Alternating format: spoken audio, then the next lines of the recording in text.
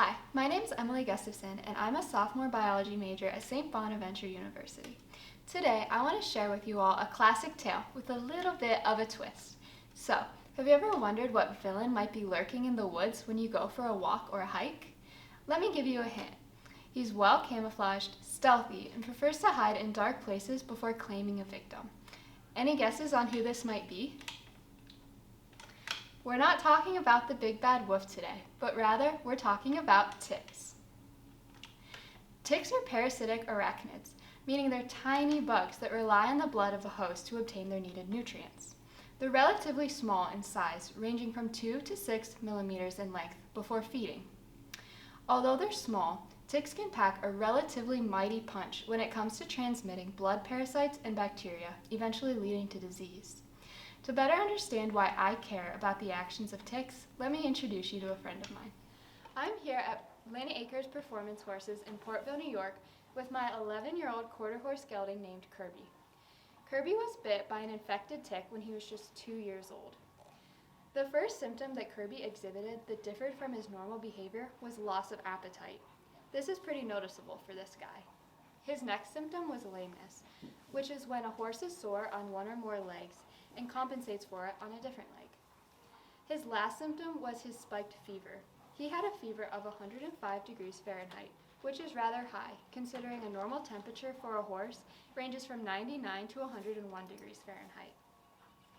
I was lucky that my family loved Kirby just as much as I did, as they helped me rush him to Cornell University's College of Veterinary Medicine to seek treatment.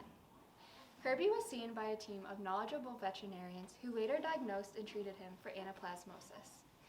Anaplasmosis is the most commonly contracted of the tick-borne disease and is most commonly found in horses from 1 to 4 years of age, which makes sense why it hit this guy. Kirby then received treatment for about 6 weeks before he returned back to his normal self, where he enjoyed life on a then Pennsylvanian farm. Kirby's illness has since motivated me to become an advocate for spreading awareness of tick-borne disease in our equine companions. Today, I just want to share a little bit about what I've learned about the diseases and go over how to identify some of the symptoms that you may see arise in your horse. Welcome back. Now let's take a quick look at today's agenda, where we will be covering the different types of disease, symptoms, and prevention methods that go along with tick-borne illness. There are 3 commonly contracted tick-borne illness in horses. They are equine pyroplasmosis, anaplasmosis, and Lyme's disease. For the purpose of today's video, I will be focusing on anaplasmosis and Lyme's, as they are the 2 most commonly contracted in the United States. Anaplasmosis and Lyme's disease are both contracted by infectious bacteria entering the horse's bloodstream through the bite of an infected tick. In anaplasmosis, this bacteria is Anaplasma phagocytophilum, pictured here. With Lyme, it's Borrelia burgdorferi. Anaplasmosis and Lyme's bacterium are carried by deer ticks. Lyme's disease is also carried by the eastern or western black-legged tick. Anaplasmosis and Lyme's are both most prevalent in the upper Midwest and northeastern regions of the United States. This is because there's a higher tick population in these regions that carry the diseases. Now let's go back to the barn, where I will be going over some of the symptoms with my assistant Kirby. The first 2 symptoms that I would like to discuss today can be detected during your normal daily grooming routine. The first is sensitivity to touch. This is when your horse reacts differently to your touch than they do on a daily basis. Things such as brushing can detect this pretty easily. If you were to shy away from my brush, something might be wrong. Another common tick-borne disease symptom is swelling and inflammation of the legs. You can detect this by feeling your legs to see if they are hotter or larger than usual. Just by running your hands down their leg.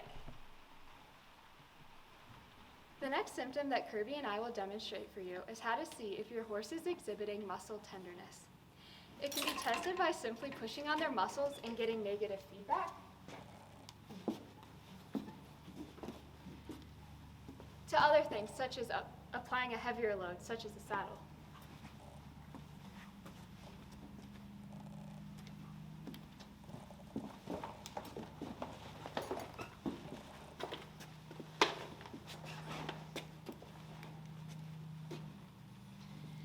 is how Kirby normally reacts to being saddled. But if he were to shy away or act like the pressure of the saddle was bothering him, it might mean that something's wrong.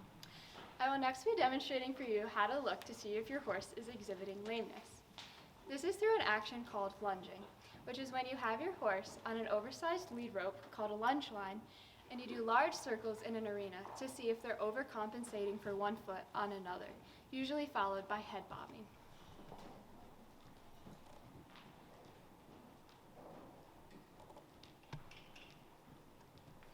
The last symptom I will demonstrate for you today is loss of appetite,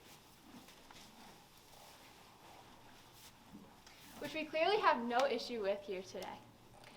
Also, another symptom that I won't be demonstrating for you is fever.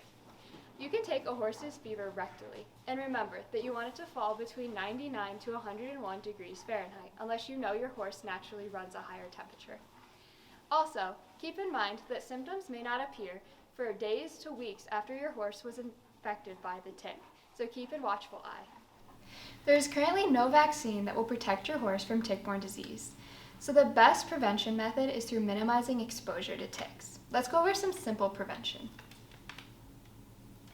The first way is to minimize exposure through landscaping.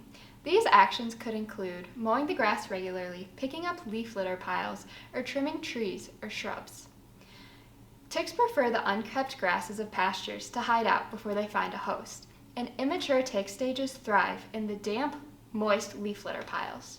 By keeping a well-groomed farm, you're decreasing the likelihood that a tick will hide out and find your horse as a host. There are also some additional ways to minimize exposure. Let's look at those as well. The first is by creating a rodent-proof habitat. Immature tick stages feed on rodents, so by decreasing your rodent population, you're also decreasing your tick population. Some ways to do this is by having a barn cat or by picking up junk that might be lying around that rodents could hide in. Another way is by making a deer-proof habitat. Deer are the last host of the deer tick. Therefore, higher deer populations correlate with higher tick populations that might be carrying anaplasmosis or Lyme's disease. By planting deer-deterring plants around your pasture, you're less likely to see as many deer around your horse. Finally, by housing animals such as chickens, quail, turkey, and even ducks that feed on ticks will greatly minimize your tick population around your farm. So while this tale might not have featured characters such as the Big Bad Wolf or Little Red Riding Hood, it still portrayed a mysterious villain with the tick. Being aware of tick-borne disease and being able to identify their symptoms is the first step to keeping your horse happy and safe. My wish is that you will use what I've taught you today and apply it to your own horse. If your horse is exhibiting symptoms that lead to a tick-borne illness, make sure to contact your local veterinarian for a diagnosis and treatment plan that best fits your needs.